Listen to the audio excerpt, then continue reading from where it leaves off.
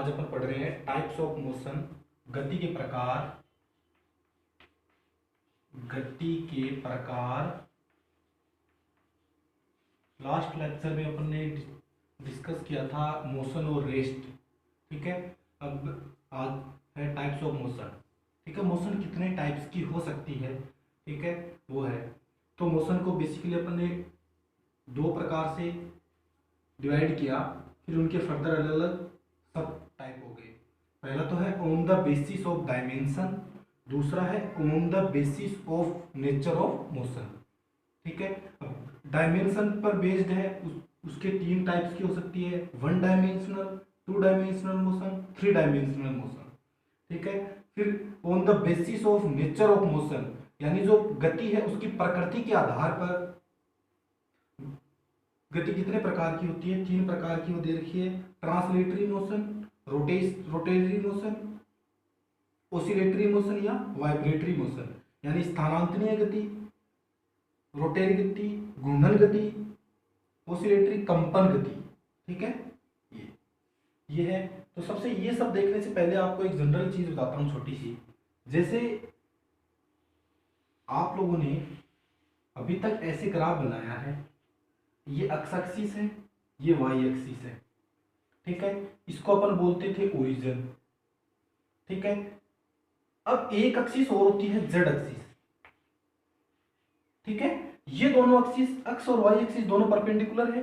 वैसे ये जो जेड एक्सिस है ये भी क्या होती है, इन दोनों के परपेंडिकुलर होती है, मतलब ऐसी होती है ऐसे। अब बोर्ड पे अपन इसको बाहर की ओर ऐसे निकलते हुए दिखा नहीं सकते, इसलिए मैंने इसको थोड़ा टेढ़ा बनाया है। ठीक है, ऐसे होती है। ठीक है, तो मतलब ये परपेंडिकुलर होती है। ये है 3D। ठीक है, इसको 3D बोलते हैं। इसका बेस्ट एग्जांपल जैसे समझने के लिए आप लोग ले सकते हो, जैसे मान लो रूम है, उसका कोना है, रूम का कोना। ठीक है, उसके अंदर एक ही इधर जा रहा है लाइन, एक ही नीचे, एक ही इधर। ठीक है, तीनों मतलब उसको ओरिजिन, जो कोना है उसको ओरिजिन मान लो, फिर ये एक्स एक्सिस है मान लो, ये वाई एक्सिस है, ये जेड एक्सिस है, तीनों परपेंडिकुलर है एक दूसरे के। तो ऐसे ही है। ठीक है, अब ये कोऑर्डिनेट है, कोऑर्डिनेट तीन कोऑर्डिनेट हो गए, एक एक्स कोऑर्डिनेट, एक वाई कोऑर्डिनेट हो गया, एक जेड कोऑर्डिनेट हो गया। ठीक है, ऐसे ये होती है डायमेंशन की। ये इधर ये चेंज होगा, ये डायमेंशन इधर ये। ठीक है, ये बात है। अब देखो, अब देखते हैं अपन on the basis of dimension, यानी वन डायमेंशनल मोशन क्या होती है। ठीक है, वन डायमेंशनल मोशन का मतलब है कि ऑब्जेक्ट जब मोशन कर रहा हो तो उसकी जो एक कोऑर्डिनेट है उसका एक कोऑर्डिनेट चेंज हो ओनली, या तो एक्स कोऑर्डिनेट चेंज हो, या वाई कोऑर्डिनेट चेंज हो, या जेड कोऑर्डिनेट चेंज हो, ओनली एक ही कोऑर्डिनेट चेंज हो। ठीक है, तो वो होती है वन डायमेंशनल मोशन। कैसे, जैसे मान लो एक आदमी है, यहां से चलता है, सीधा सीधा चलता है, ऐसे सीधा सीधा। ठीक है, इस पॉइंट ए पॉइंट से चलता है, बी पॉइंट तक जाता है, एकदम सीधे रास्ते में जाता है, एकदम सीधे पे। ठीक है, तो इस पर क्या हो रहा है, एक ही कोऑर्डिनेट चेंज हो रहा है बस उसका। जैसे मान लो यहाँ पर खड़ा है वो, ठीक है, यहाँ से वो चलना स्टार्ट किया, इधर चला ऐसे, यहाँ ऐसे चला चला चला, यहाँ तक पहुंच गया बी पॉइंट तक। ठीक है, तो अब देखो इसमें ओनली एक्स कोऑर्डिनेट चेंज हो रहा है बस, वाई और जेड कोऑर्डिनेट जीरो है, दोनों सेम है। यहाँ पर रहेगा तो भी उतना ही है, जीरो, यहाँ पर भी जीरो, यहाँ पर भी जीरो, यहाँ पर भी जीरो। ठीक है, तो उसमें बस एक ही कोऑर्डिनेट चेंज हो रहा है। ये होती है वन डायमेंशनल मोशन, जिसमें एक ही कोऑर्डिनेट चेंज होता हो। ऐसा हो सकता है कि ऐसे मोशन कर रहा हो तो इसमें वाई कोऑर्डिनेट चेंज हो रहा है, बस एक्स और जेड दोनों जीरो है, इधर मोशन करेगा, इस पर मोशन करेगा तो ये वो दोनों जीरो है, ये कोऑर्डिनेट चेंज होगा। ठीक है, और इसका एग्जांपल क्या हो सकता है कि जैसे सीधी पटरी होती है, सीधी पटरी पर ट्रेन की जो गति होती है, ट्रेन की पटरी मान लो सीधी है, उस पर उसकी जो गति होगी ट्रेन की, वो जो गति होती है वो वन डायमेंशनल मोशन होती है। ठीक है, एक दूसरा एग्जांपल इसका और ले सकते हैं, जैसे मान लो अपने पास एक लंबा पाइप है। ठीक है, उस लंबा पाइप है सीधा लंबा, उसके अंदर बॉल फेंकता हूं मैं, तो उसके अंदर बॉल की जो गति होगी, बॉल सीधी सीधी उस पाइप के अंदर ऐसे जाएगी, तो वो जो बॉल की गति होती है वो होती है वन डायमेंशनल मोशन। ठीक है, एक विमीय गति, हिंदी में इसको बोलते हैं एक विमीय गति, जिसकी एक ही विमा चेंज हो बस, या तो एक्स कोऑर्डिनेट या वाई या जेड। ठीक है, वो होती है एक विमीय गति, वन डायमेंशनल मोशन। ठीक है, नेक्स्ट है टू डायमेंशनल मोशन। अब देखो नाम से पता लग रहा है, वन डायमेंशनल में क्या था, एक डायमेंशन चेंज हो रही थी, एक कोऑर्डिनेट चेंज हो रहा था।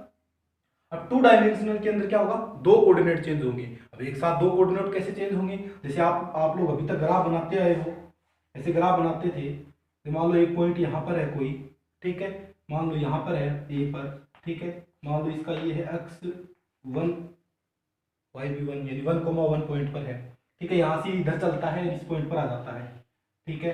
अब देखो ये हो गया, मान लो 2 हो गया और वाई 3 हो गया, तो देखो दोनों कोऑर्डिनेट चेंज हो रहे हैं, ठीक है। तो ये जो मोशन होती है इस प्रकार की जिसमें दो कोऑर्डिनेट चेंज होते हो, या तो अक्स वाई या फिर वाई एक्स, वाई जेड या फिर जेड अक्स, ठीक है। ऐसे दो कोऑर्डिनेट चेंज होते हैं, वो होती है 2 डायमेंशनल मोशन। इसका एग्जाम्पल क्या हो सकता है? इसका एग्जाम्पल अपन ले सकते हैं जैसे सर्कुलर मोशन होती है, वृत्तीय जो गति होती है, उसके अंदर कोई कण है वो वृत्तीय गति कर रहा है, तो उसकी जो गति होगी वो 2 डायमेंशनल होगी। उसको 2 डायमेंशनल के अंदर अपन कंसिडर करते हैं। जैसे मान लो कोई ऑब्जेक्ट है, ये इस सर्कल पर एक ऑब्जेक्ट है, ये यहाँ से चल रहा है, एक कण है मान लो, ठीक है।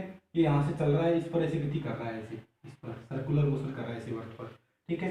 तो अब देखो इसके अंदर जैसे मान लो यहाँ पर था, तो ये इधर भी चल रहा है, इधर भी इसकी बढ़ेगी और ये ऊपर की ओर भी बढ़ेगा, यानी दोनों साइड ऐसे चल रहा है, ऐसे आगे भी चल रहा है, ऊपर भी चल रहा है, ऐसे वापिस ऐसे ऐसे ऐसे ऐसे ऐसे, यानी दो कोऑर्डिनेट चेंज हो रहे हैं इसके अंदर। तो ये जो गति होती है, सर्कुलर जो मोशन होती है, उसको अपन 2 डायमेंशनल मोशन के अंदर कंसिडर करते हैं।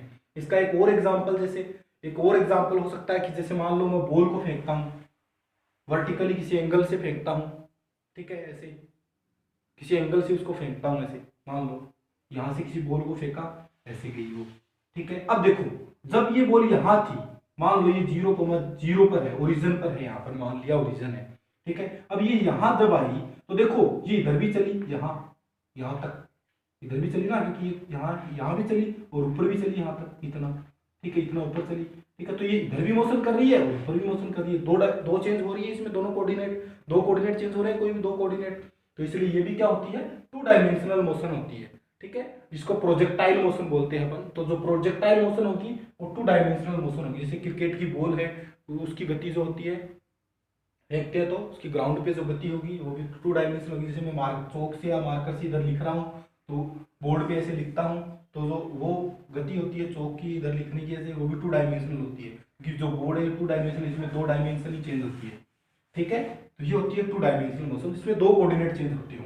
अब है 3 डायमेंशनल मोशन, त्रिविमीय गति। ये थी द्विविमीय गति, ये है द्विविमीय गति, ये है त्रिविमीय गति, जिसमें तीनों विमाएं चेंज होती हो, त्रिविमीय, ठीक है। 3 डायमेंशनल, यानी जिसके अंदर तीनों कोऑर्डिनेट चेंज होते हो, अक्स कोऑर्डिनेट, वाई कोऑर्डिनेट और जेड कोऑर्डिनेट, तीनों कोऑर्डिनेट चेंज होते हो, वो होती है 3 डायमेंशनल मोशन। अब इसका एग्जांपल कैसे क्या हो सकता है? जैसे मान लो आकाश में पक्षी की, मुक्त आकाश के अंदर जो पक्षी की गति होती है, पक्षी जो गति करता है, वो जो उसकी गति होगी वो होगी 3 डायमेंशनल मोशन, ठीक है। या फिर उसका और एग्जांपल हो सकता है कि जैसे पतंग अपन उड़ाते हैं, जो पतंग की गति होगी आकाश के अंदर, जो पतंग की गति होती है वो इधर ऐसे भी जाती है, ऐसे भी जाती है, ऐसे भी जाती है, ऊपर नीचे ऐसे चारों सभी दिशाओं में ऐसे, तो उसमें अंदर तीनों कोऑर्डिनेट चेंज होते हैं, तो इसलिए इसको बोलते हैं 3 डायमेंशनल मोशन। वो 3 डायमेंशनल मोशन का एग्जाम्पल है।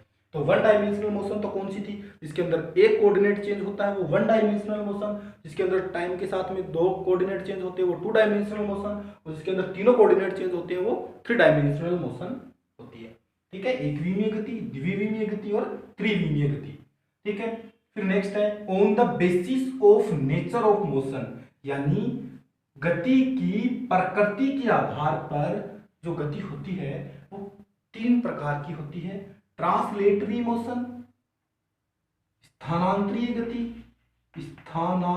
गति, ठीक है, रोटेरी मोशन यानी घूर्णन गति, फिर है ओसिलेटरी मोशन, कंपन गति, ठीक है। ये है 3 टाइप। अब पहला है ट्रांसलेटरी मोशन। ट्रांसलेटरी मोशन कौन सी होती है? ट्रांसलेटरी मोशन होती है जैसे मैं ऐसे चल रहा हूं, ठीक है, तो पहले यहां पर था, फिर ऐसे स्थान चेंज हुआ, ठीक है, तो इसलिए स्थानांतरित गति वो होगी जिसमें पोजीशन चेंज होती हो ऑब्जेक्ट की।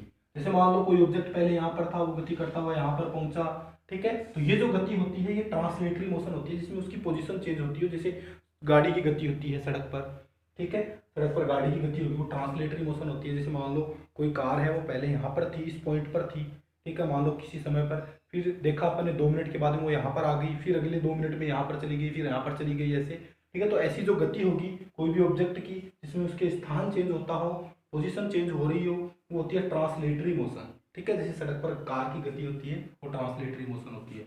ठीक है। रोटेरी मोशन यानी घूर्णन गति। अब देखो रोटेरी मोशन कौन सी होती है? रोटेरी मोशन होती है जो एक एक्सिस के सापेक्ष घूर्णन करे, एक एक्सिस के अकॉर्डिंग घूर्णन करे। जैसे मान लो पंखा है, जैसे मान लो ये पंखे की पाइप है, पंखे की पाइप है, उसे अपने पंखा लगा रखा है ऐसे, ठीक है। तो अब पंखा, इसकी पाइप कैसे लगा हुआ रहता है, पंखा कैसे घूर्णन करता है ऐसे, ठीक है। इस एक्सिस के सापेक्ष वो घूर्णन कर रहा है ऐसे, ऐसे, ठीक है। तो किसी एक पर्टिकुलर एक्सिस की सापेक्ष किसी ऑब्जेक्ट का जो घूर्णन होता है वो होती है रोटेरी मोशन, ठीक है। पंखे की जो गति होगी, ठीक है, ये कौन सी होगी? Rotary motion. एक अक्ष के सापेक्ष घूर्णन कर रहा है पंखा ऐसे, ऐसे, ठीक है। दूसरा इसका एग्जांपल और ले सकते हैं, जैसे मान लो एक रस्सी है, उसके मैंने एक पत्थर बांध दिया और उसको मैं ऐसे घुमाता हूँ, ऐसे गोल गोल, ऐसे गोल गोल, ठीक है। तो इस अक्ष के सापेक्ष वो बॉल ऐसे घूम रही है, ऐसे गोल वर्ती गति कर रही है, ऐसे ऐसे ऐसे ऐसे वर्ती गति कर रही है ना, इस अक्ष के सापेक्ष, ठीक है। तो ये जो गति होती है ये रोटेरी मोशन होती है, ठीक है। घूर्णन गति एक अक्ष के सापेक्ष घूमना, एक पर्टिकुलर अक्ष के सापेक्ष गति करना, ठीक है। फिर है ऑसिलेटरी मोशन। ऑसिलेटरी मोशन का बेस्ट एग्जांपल जैसे ले सकते हो आप लोग, ऑसिलेटरी मोशन होती है टू एंड फ्रो जो मोशन होती है, क्योंकि एक पर्टिकुलर पोजीशन के अकॉर्डिंग, ठीक है, टू एंड फ्रो जो मोशन होगी वो होगी ऑसिलेटरी या वाइब्रेटरी मोशन। जैसे मान लो पेंडुलम है, घड़ी का जो पेंडुलम होता है बच्चों, उसकी जो गति होती है उसको ऑसिलेटरी या वाइब्रेटरी मोशन बोला जाता है, ठीक है। जैसे घड़ी है, उसका मान लो ये पेंडुलम है, या फिर ऐसे मान लो कि ये एक रस्सी लेके ऊपर बांध दिया मैंने, उसके एक साइड बॉल बांध दी, ठीक है। अब मैं क्या करता हूँ, ये जिस पोजीशन में ऐसे मान लो मैंने यहाँ से रस्सी से ऐसे बॉल बांध दी, ठीक है, ऊपर बांध रखा है ऐसे, ठीक है। अब ये जो इसकी पोजीशन होती है जहां पर ये रुकी हुई रहती है बॉल, ठीक है, ये जो पोजीशन होती है इसको बोलते हैं मीन पोजीशन।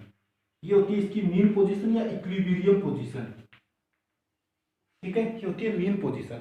अब अगर मैं मीन पोजीशन से इसको डिस्प्लेस करता हूं और मैं इसको मान लो यहाँ लेके आ गया ऐसे, यहाँ लेके आ गया, ठीक है, मीन पोजीशन से डिस्प्लेस किया।